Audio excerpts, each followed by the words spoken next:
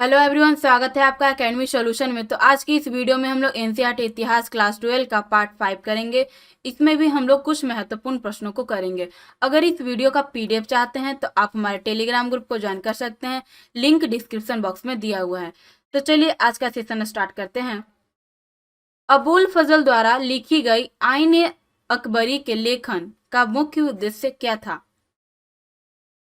इसका सही आंसर है ऑप्शन बी, साम्राज्य का एक ऐसा खाका पेश करना जहां मजबूत सत्ताधारी वर्ग सामाजिक मेल जोल बनाकर रहता है। मुगल काल के संदर्भ में निम्नलिखित कथनों में से कौन सा कथन सही है? जमींदार वर्ग के लिए मुजरियान शब्द का प्रयोग किया जाता था। वे खेतिहार जो दूसरे गांवों में ठेके पर खेती करते थे पाही काशत कहलाते थे। ए और बी दोनों या इनमें से कोई नहीं। इसका सही आंसर है ऑप्शन बी, ये सही है। ऑप्शन ए है जो गलत है। मुगल काल के भारतीय फारसी स्रोत किसान के लिए आमतौर पर रैयत या मुजरियान शब्द का इस्तेमाल करते थे। निम्नलिखित में से किस पुस्तक में रहर से सिंचाई का वर्णन मिलता है? इसका सही आंसर है ऑप्शन सी, बाबरनामा। तंबाकू के संदर्भ में निम्नलिखित कथनों में से कौन सा कथन सही है? यह पौधा पुर्तगालियों द्वारा भारत लाया गया। 17वीं सदी के अंत तक यह व्यापार खेती तथा उपयोग की एक मुख्य वस्तु बन गया। ए और बी दोनों या इनमें से कोई नहीं। इसका सही आंसर है ऑप्शन सी, ए और बी दोनों ये सही हैं। तंबाकू के प्रयोग से चिंतित होकर किसने तंबाकू पर पाबंदी लगा दी थी? जहांगीर, शाहजहां, अकबर या इनमें से कोई नहीं। इसका सही आंसर है ऑप्शन ए, जहांगीर। 1604 ईस्वी के बाद तंबाकू के प्रयोग में तेजी आई, जिससे चिंतित होकर जहांगीर ने तंबाकू पर पाबंदी लगा दी थी। मुगल कालीन फसल उत्पादन के संदर्भ में निम्नलिखित कथनों में कौन सा सही है? पैदावार में भारी विविधता पाई जाती थी। सर्वोत्तम फसलों को जिन्स ए कामिल कहा जाता था। ए और बी दोनों या इनमें से कोई नहीं। इसका सही आंसर है ऑप्शन सी, ए और बी दोनों ये सही हैं। निम्नलिखित कथनों में से कौन सा कथन सही नहीं है? इसका सही आंसर है ऑप्शन बी, ये सही नहीं है। मक्का अफ्रीका तथा स्पेन के रास्ते भारत आया और 17वीं सदी तक इनकी गिनती पश्चिम भारत की मुख्य फसलों में फिर होने लगी थी। इसलिए कथन जो बी है वो हमारा गलत है। मुगल कालीन ग्रामीण व्यवस्था के संदर्भ में कौन सा कथन सही नहीं है? इसका सही आंसर है ऑप्शन डी, उत्तर भारत में ऐसी जमीनें दस्तकारों की मीरास बन गई जिन पर दस्तकारों का पुश्तैनी अधिकार होता था। ये कथन गलत है क्योंकि उत्तर भारत में ऐसा उदाहरण नहीं मिलता। इस कारण से ये कथन जो डी है वो गलत है।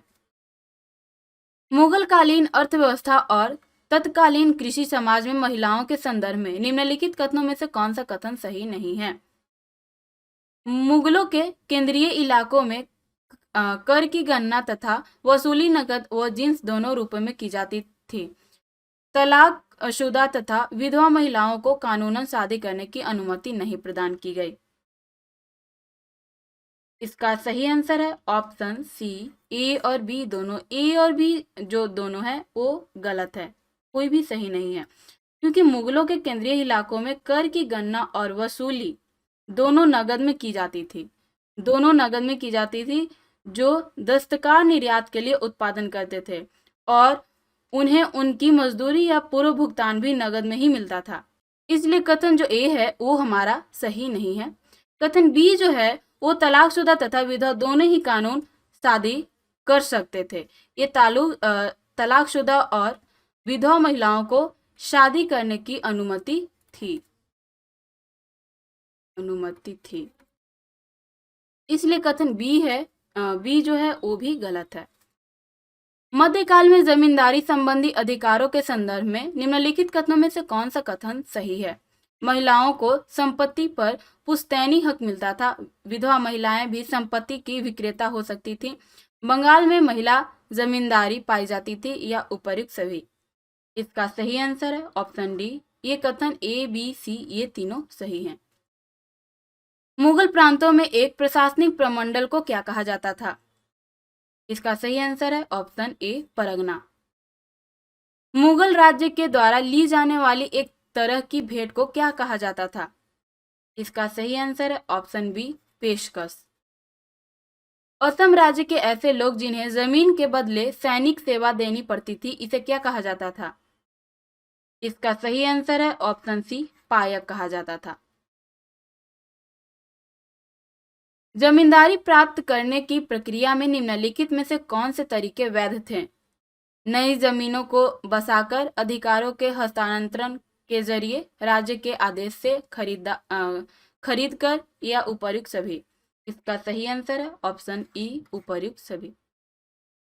आईन अकबरी के संदर्भ में निम्नलिखित कथनों में से कौन सा कथन सही है? इसे 5 संशोधनों के बाद पूरा किया गया। अकबरनामा की रचना 3 जिल्दों में की गई, या ए और बी दोनों, या इनमें से कोई नहीं। इसका सही आंसर है ऑप्शन सी ए और बी दोनों, ये सही है। आईन अकबरी को अकबर के शासन के 42वें वर्ष 1598 में 5 संशोधनों के बाद पूरा किया गया, इसलिए जो कथन ए है वो भी सही है। अकबरनामा की रचना 3 जिल्दों में हुई, पहली 2 जिल्दों में ऐतिहासिक दस्तान पेश की गई है, इसलिए कथन जो बी है वो भी सही है। मध्यकाल के संदर्भ में निम्नलिखित कथनों में से कौन सा कथन सही है? इसका सही आंसर है option D A B C, ये तीनों सही हैं। भू राजस्व प्रणाली के संदर्भ में निम्नलिखित में से कौन सा कथन सही नहीं है? इसका सही आंसर है ऑप्शन सी, ये हमारा गलत है। हर प्रांत में जुती हुई तथा जोतने लायक दोनों तरह की जमीन की नपाई की जाती थी, इसलिए कथन जो सी है वो गलत है, बाकी सभी सही हैं।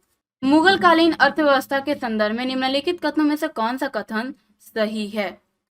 इसका सही आंसर है ऑप्शन बी। ऑप्शन बी हमारा ये सही है, ऑप्शन ए ये जो है वो गलत है। जमींदारी के संदर्भ में निम्नलिखित कथनों में से कौन सा कथन सही है? जमींदारी राज्य की ओर से जनता से कर वसूलते थे, इनके अपने किले तथा सैनिक होते थे। जमींदारी के कारण गांव में मौद्रीकरण की प्रक्रिया में तेजी आई, या उपर्युक्त सभी। इसका सही आंसर है ऑप्शन डी उपर्युक्त सभी। आईन अकबरी में दी गई प्रशासनिक जानकारियों के संदर्भ में निम्नलिखित कथनों में से कौन सा असत्य है? इसका सही आंसर है ऑप्शन ए, इसमें 14 प्रांतों की विस्तृत जानकारियां दी गई है। इसमें 14 नहीं 12 प्रांतों की जानकारियां दी गई है। ईस्ट इंडिया कंपनी द्वारा दीवानी कब प्राप्त हुआ? इसका सही आंसर है ऑप्शन बी 1765 में। पानीपत का तीसरा युद्ध कब हुआ? इसका सही आंसर है ऑप्शन डी 1761 में। हुमायूं के शासनकाल का पहला चरण था। इसका सही आंसर है ऑप्शन ए 1530 से 40 तक। शाहजहां का शासनकाल था। इसका सही आंसर है ऑप्शन ए 1628 से 1658 तक। औरंगजेब का शासनकाल था। इसका सही आंसर है ऑप्शन बी 1658 से 1707 तक। आलमगीर नामा नामक ग्रंथ का संकलन निम्नलिखित में से किसके द्वारा किया गया है? इसका सही आंसर है ऑप्शन बी मोहम्मद काजिम। निम्नलिखित कथनों में से कौन सा कथन सही है? बाबर मातृपक्ष से चंगेज खां का वंशज था। अकबर हिंदू कुश पर्वत तक साम्राज्य की सीमाओं का विस्तार करने में सफल रहा। मुगल साम्राज्य का अंतिम शासक बहादुर शाह जफर द्वितीय था, या उपर्युक्त सभी। इसका सही आंसर है ऑप्शन डी उपर्युक्त सभी। मुगल काल के संदर्भ में निम्नलिखित कथनों में से कौन सा कथन सही है? नस्तलीक लेखन की एक शैली थी। चित्रकार मीर सैयद अली और अब्दुल समद का संबंध ईरान से था। ए और बी दोनों, या इनमें से कोई नहीं। इसका सही आंसर है ऑप्शन सी, ये दोनों सही हैं। मुगल काल के संदर्भ में निम्नलिखित कथनों में से कौन सा कथन सही नहीं है? मुगल दरबार की भाषा अरबी थी। बिहजाद सफावी दरबार का चित्रकार था। ए और बी दोनों, या इनमें से कोई नहीं। इसका सही आंसर है ऑप्शन ए ये अरबी नहीं, ये फारसी में था। बादशाहनामा पुस्तक के लेखक हैं। इसका सही आंसर है ऑप्शन ए अब्दुल हमीद लाहौरी। मुंतखाब उत तवारीख पुस्तक के लेखक कौन है? इसका सही आंसर है ऑप्शन डी अब्दुल कादिर बदायूनी। मुगल काल के संदर्भ में निम्नलिखित कथनों में से कौन सा कथन सही है? बादशाहनामा शाहजहां के काल में लिखी गई, विलियम जोन्स द्वारा अकबरनामा का अंग्रेजी में अनुवाद किया गया, ए और बी दोनों या इनमें से कोई नहीं। इसका सही आंसर है ऑप्शन ए बादशाहनामा शाहजहां के काल में लिखी गई।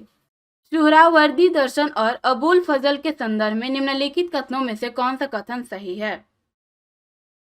सुहरावर्दी दर्शन प्लेटो की रिपब्लिक से प्रेरित है। अबुल फजल ईरान के सूफी शिहाबुद्दीन सुहरावर्दी के विचारों से प्रभावित था।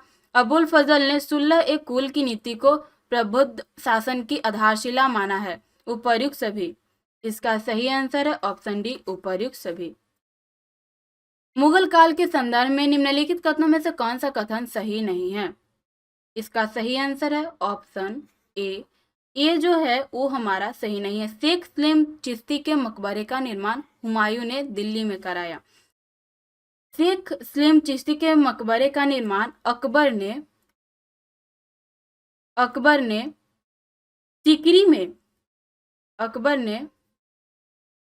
सिकरी में जुमा मस्जिद के बगल में करवाया।